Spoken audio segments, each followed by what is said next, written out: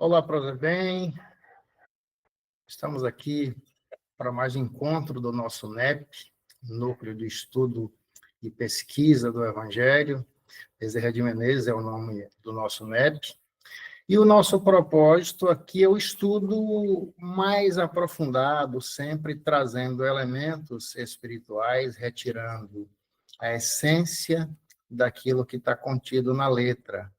Então, hoje nós vamos analisar mais uma passagem do Evangelho de Lucas. Nós estamos estudando exatamente o Evangelho de Lucas e vamos tratar de uma passagem que é bastante emblemática, que ela reflete o sofrimento de uma mulher, a mulher que sofria de um fluxo de sangue há mais de 12 anos, 12 longos anos, e já tinha gasto todos os seus recursos para tentar resolver esse problema de saúde e não tinha conseguido.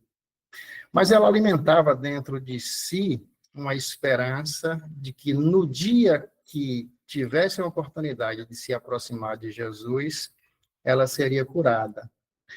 Até que um dia, ela vencendo essas adversidades, suportando com resignação toda aquela dor, todo aquele sofrimento, Jesus estava passando pela localidade onde ela se encontrava, ela tomou conhecimento disso, ele estava, inclusive, indo atender uma outra pessoa, que é uma passagem também famosa, a filha de Jairo. Então, nós temos aqui duas camadas, por assim dizer. Nós temos aquilo que vai resultar na cura da mulher hemorroísa, da mulher que sofria de hemorragia, da mulher com fluxo de sangue, vai depender da tradução, mas que se trata da mesma passagem, que é dentro de uma outra, que é a cura da filha de Jairo, que também estudamos aqui no NEP. Estamos estudando, fica o convite para que vocês continuem a assistir o canal. Então, vamos tratar especificamente de como foi o processo de cura desta mulher. Conta-nos o evangelista Lucas, eu vou fazer a leitura aqui dos versículos, ele vai dizer que uma mulher que tinha um fluxo de sangue havia 12 anos e gastara com os médicos todos os seus recursos e por nenhum pudera ser curada. Chegando por detrás de Jesus, tocou na orla, na borda do seu manto, e logo estancou o fluxo de sangue. E disse Jesus: quem me tocou? E Pedro respondeu: Mestre, a multidão te aperta, te oprime, e tu perguntas: quem me tocou? E disse Jesus: alguém me tocou, porque de mim saiu virtude. Então, vendo a mulher que não podia se esconder, aproximou-se tremendo e, lançando-se aos pés de Jesus, declarou-lhe diante do povo o porquê lhe havia tocado e como logo o sangue estancou. E Jesus lhe disse: tende bom ânimo, filha, a tua fé te salvou. Vai em paz. Então, nós nos valemos aqui da tradução de João Ferreira de Almeida, e vamos buscar agora trazer o contexto de como foi esse processo, claro, além da essência, do significado espiritual, que é retirar o espírito da letra, como nós falamos aqui costumeiramente. Então, a gente percebe que essa senhora, essa mulher, ela não tem o nome, não tem a idade, mas trata-se de uma mulher já com grosso modo, de meia-idade, mas que há 12 anos sofria. E é interessante porque um fato curioso naquela cultura, a gente está falando do povo hebreu de 2.000 anos atrás, da Palestina, do primeiro século, lá havia uma tradição de que a mulher que estivesse no seu ciclo menstrual, ela era considerada impura. Isso está, inclusive, escrito no livro Levítico, que é um dos livros da Torá que compõem o Velho Testamento. Está lá no capítulo 15, versículo 19, dito assim: mas a mulher quando tiver fluxo, ficará 7 dias separada, e todo aquele que a tocar também ficará impuro. Então, imagina que, em se tratando de um evento fisiológico, natural, do próprio organismo feminino, que é a menstruação, você era obrigada a esse recolhimento de 7 dias sem ter contato físico com ninguém, porque era denominada de impura.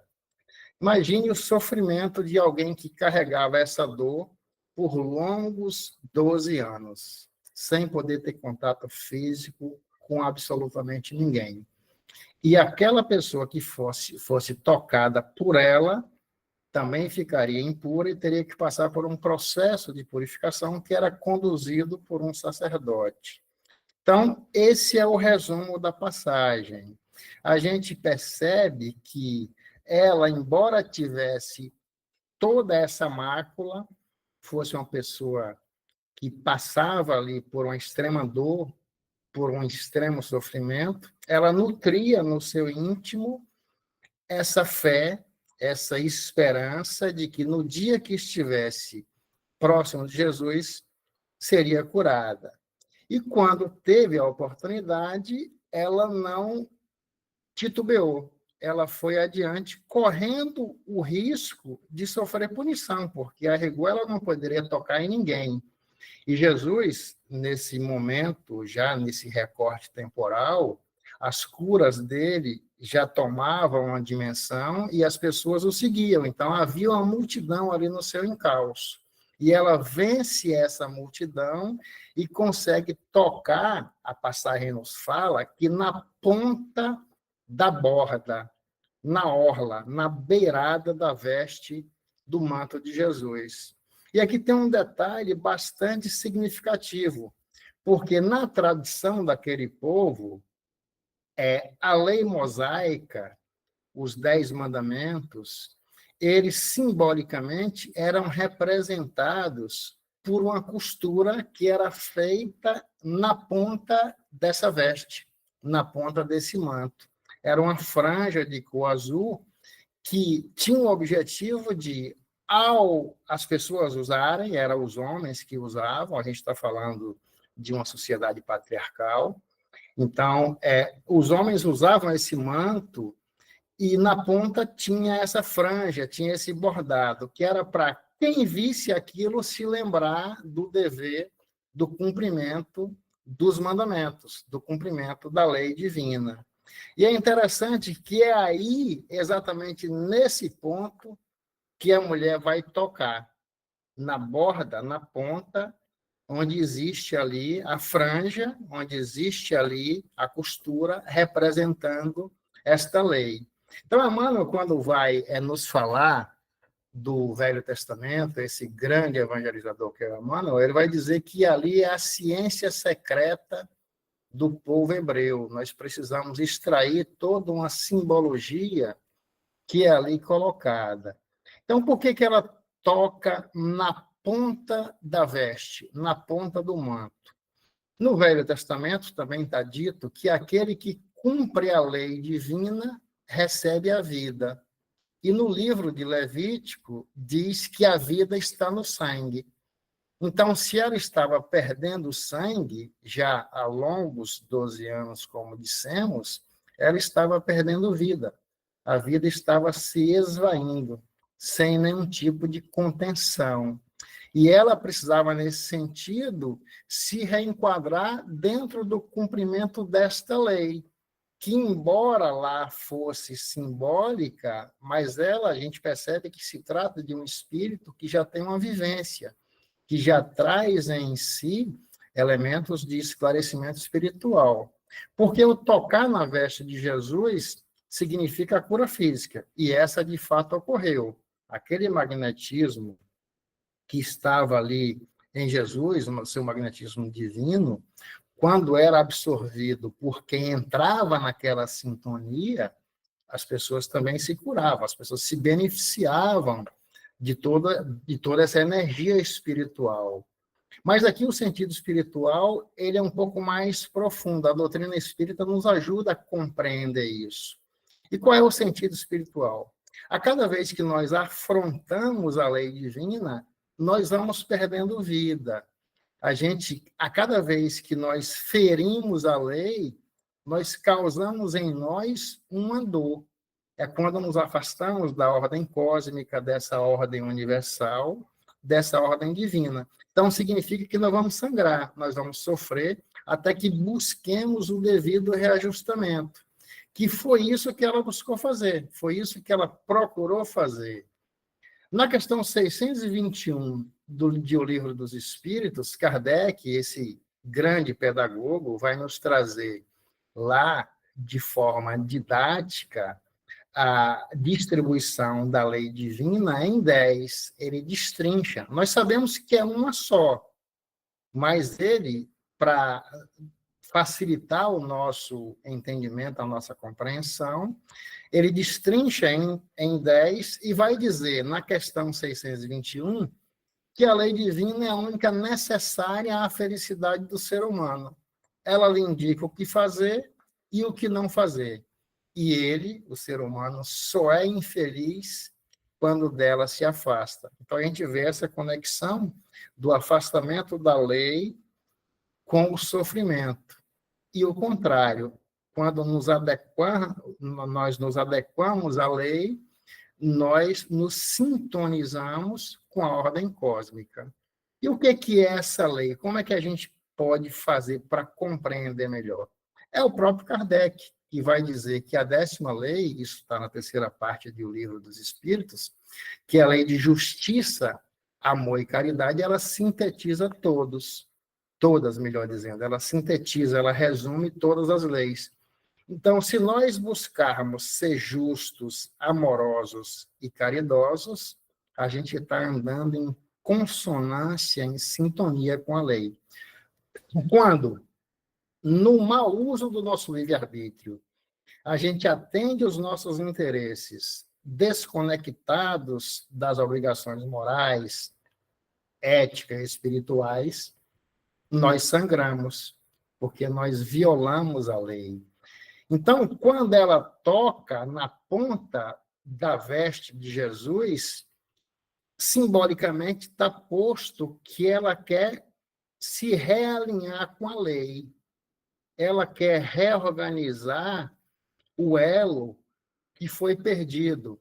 Então, naquele ponto, naquele instante, Jesus, o Espírito Crístico, quando ele diz, alguém me tocou, porque de mim saiu virtude, ele sente a fé que transbordava dentro daquela mulher, daquele magnetismo. Tanto é assim que centenas de pessoas ali em volta, formando a multidão, todo mundo tocando, e ele sente a diferença quando ela toca na ponta do manto. E é Pedro quem responde quando ele pergunta quem me tocou. Pedro diz, mestre, todo mundo te toca, te oprime, te empurra, e tu vem perguntar quem te tocou?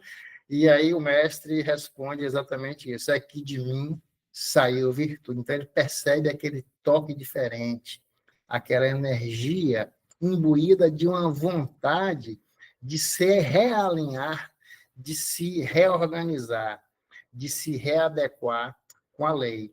Então, é como se aquela mulher estivesse dizendo assim, eu estou aqui e quero uma vida nova, eu quero me converter aos seus valores.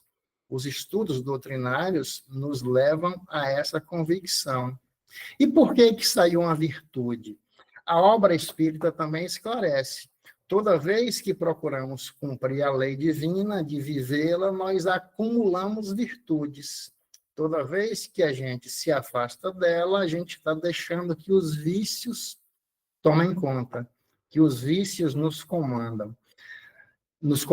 Então, a cada um será dado de acordo com as suas obras. Está se tratando disso também, a gente pode fazer essa conexão com a frase de Jesus. A cada um será dado de acordo com o seu trabalho, com o seu esforço.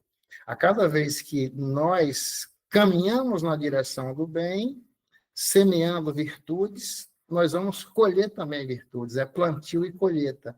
E a cada vez que nós, atendendo a os desejos mundanos, nos afastamos, nós atraímos para nós o dever da reparação. E esse dever, muitas vezes, ele vem imbuído de sofrimento. E a multidão, que é mais um elemento colocado aí.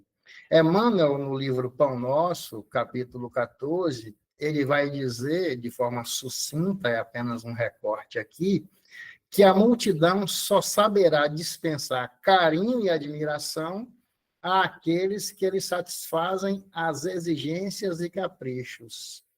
Então, as exigências e caprichos do mundo, que é o efeito manada, é aquilo que a multidão nos propõe. Caminhar diferente dessa toada, diferente desse ritmo, é andar na direção de uma vida mais espiritualizada. E muitas vezes, quando nós tomamos uma decisão de usar o nosso tempo, a nossa energia, de uma forma mais coesa, mais espiritualizada, com mais parcimônia, nós recebemos diversas críticas, inclusive da família.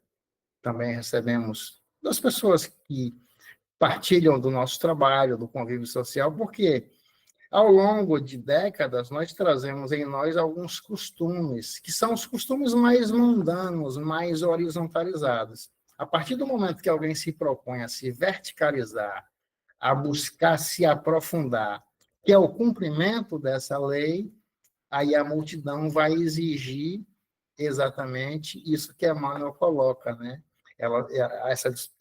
Essa multidão, no senso comum, vai exigir que nós satisfaçamos exigências e caprichos mundanos. E isso está muito mais relacionado aos vícios do que aos valores virtuosos.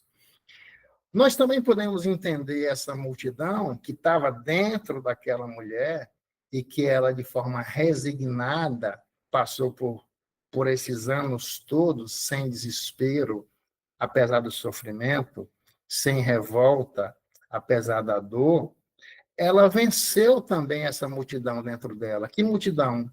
Do medo, às vezes da raiva, do ressentimento, esse conjunto de elementos que estão muito presentes em nós, que é a multidão que grita dentro de nós quando nós vamos na direção dos ensinamentos de Jesus.